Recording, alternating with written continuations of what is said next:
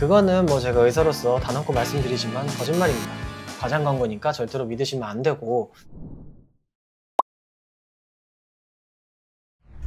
안녕하십니까, 닥터수근 임수근입니다. 겨울을 맞이해서 어떻게 하면 몸에 도움이 될 수 있는 것들을 말씀을 드려볼까 생각을 하다가 여러분들 좋아하는 건강기능식품에 대한 정보들 가져왔습니다. 어떤 게 좋냐는 저번에 했었고, 네. 어떤 게 효과가 없냐.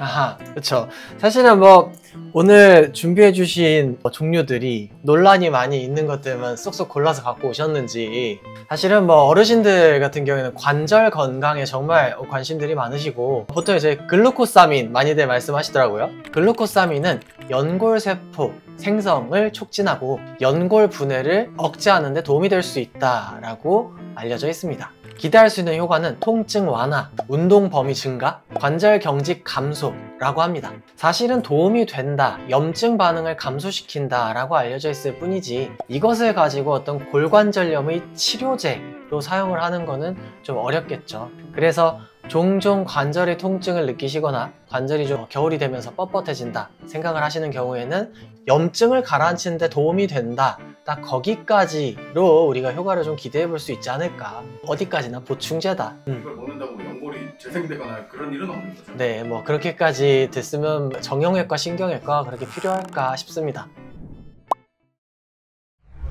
네, 그 다음 콜라겐입니다. 콜라겐은 피부 건강, 모발과 손톱의 건강까지 담당하는 구성 성분인데, 근데 이제 콜라겐 하면은 언제나 떠오르는 질문, 과연 콜라겐이 함유된 식품을 먹으면 도움이 될 것인가? 콜라겐 섭취를 통해서 피부 건강을 챙기기 위해선 하루 2.5에서 5g, 관절 건강을 챙기기 위해선 하루 10g 정도의 권장 섭취량이 있네요. 100g의 생 돼지 껍데기를 기준으로 그 안에는 25에서 30g 정도의 단백질이 함유되어 있다고 합니다. 근데 그 중에서 콜라겐이 차지하는 비중도 있다고 해요. 그래서 100g의 돼지 껍데기 안에는 20에서 25g 정도의 콜라겐이 함유되어 있다 정도를 우리가 추측을 할 수가 있습니다. 그러면 이게 피부나 관절에 도움이 되는 정도라면 하루에 돼지 껍데기 50g을 섭취를 해야 되는데, 매일 챙겨 먹으려면 아주 부지런해야겠죠. 양념 쟁여야 되고 구워야 되고, 굽는 동안 막 팡팡 튀잖아요, 또 딴 데로. 그래서 사실 콜라겐이 많이 함유되어 있는 음식 먹는다고 해서 돼지 껍데기 이만큼 먹고 닭발 맨날 매운 닭발 시켜서 드시면 그 안에 콜라겐만 들어있겠습니까? 설탕, 고추장, 당연히 뭐 탄단지 엄청 폭발할 것이고 살만 찌겠죠. 콜라겐이 많이 함유된 음식 먹는다고 해서 그게 다 콜라겐으로 작용하는 게 아니라 단백질 분해되듯이 작용하기도 하니까 물론 헬창은 될 수 있겠네요.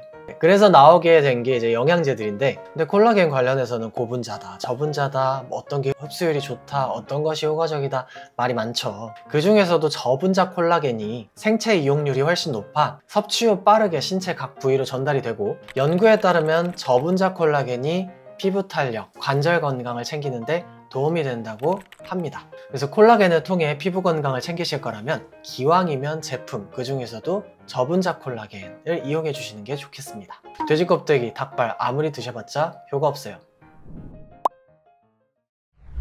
다음은 아주 뜨거운 감자, 소팔메토. 중장년 남성분들이 소팔메토 이야기만 나오면 너무너무 좋아하시는 것 같기도 합니다. 근데 이 소팔메토, 물론 여러가지 연구 결과들 나와 있긴 하지만 그 연구들이 건강기능식품 제조회사랑 어떻게 뭐 혹시라도 이득관계가 없는지를 살펴봐야 되겠습니다. 소팔메토 열매 추출물이라고 해요. 전립선 비대증과 연관성이 있을 수 있는 디하이드로테스토스테론을 억제하는 효과가 있다고 알려져 있긴 하지만 이게 약은 아니잖아요. 그리고 전립선의 염증 반응을 줄인다고도 하지만 건강기능식품이 할 수 있는 효과, 과연 정제된 항염증 효과가 있는 알약들하고는 많이 차이가 있지 않을까 생각을 합니다. 비뇨의학과에서도 이 전립선 비대증을 소팔메토를 통해서 치료를 한다? 거기에 대해서는 회의적으로 이야기를 하기도 하니까 여러분께서 드시고자 하거나 아니면 부모님께서 소팔메토를 찾으신다, 저라면 의학적으로 일단 치료의 대상이 되는 건 아닌지 그걸 먼저 알아볼 것 같습니다. 소팔메토가 전립선의 만병통치약은 아니라는 사실 꼭 기억해 주십시오. 그리고 많은 분들이 좋아하시는 이 배곡 주사로 많이 알려져 있는 글루타치온, 저희 병원에서도 글루타치온 주사를 하고 있는데 이것이 가지고 있는 효과는 많이 알려져 있어요. 대표적으로 항산화 반응, 그리고 피부를 어둡게 보이게 만들 수 있는 멜라닌 색소, 그것의 합성을 좀 막아주는 역할을 하죠. 근데 과연 이게 먹는 건강기능식품 글루타치온도 효과가 있는 것인가? 그거는 좀 생각을 해봐야 될 것 같습니다. 실제로 글루타치온이라는 거는 정맥 주사를 하는 경우가 흡수율이 월등히 높다고 알려져 있고요. 경구 복용하는 건강기능식품 글루타치온은 글쎄요, 흡수율이 그렇게 효과적이지 않고 거의 좀 약간 어떻게 보면은 비싼 오줌을 만드는 그런 경우 있을 수도 있겠지만, 요즘에 SNS 광고들 보면 막 백설공주 됐어요 이렇게 얘기하는 경우도 있는 것 같은데, 그거는 뭐 제가 의사로서 단언코 말씀드리지만 거짓말입니다. 과장 광고니까 절대로 믿으시면 안 되고, 요즘에 여러 가지 제품들 어떻게 하면 흡수율을 높일까 고민을 하고 제품을 만들어내고 있으니 날이 갈수록 좋아질 거라고 생각해요. 근데 단순 과장 광고에는 속지 않도록 우리 모두 좀 주의를 해야 되겠네요. 그래서 기왕이면 주사로 맞자. 겨울입니다 여러분. 몸 챙기셔야죠. 한 해 한 해 몸에서 느껴지는 기운이 달라지는데, 여러 가지 건강 기능식품들 잘 알아보고 똑똑하게 챙겨 먹는다면 건강하게 장수하실 수 있을 거라고 생각합니다. 오늘도 시청해 주셔서 감사합니다.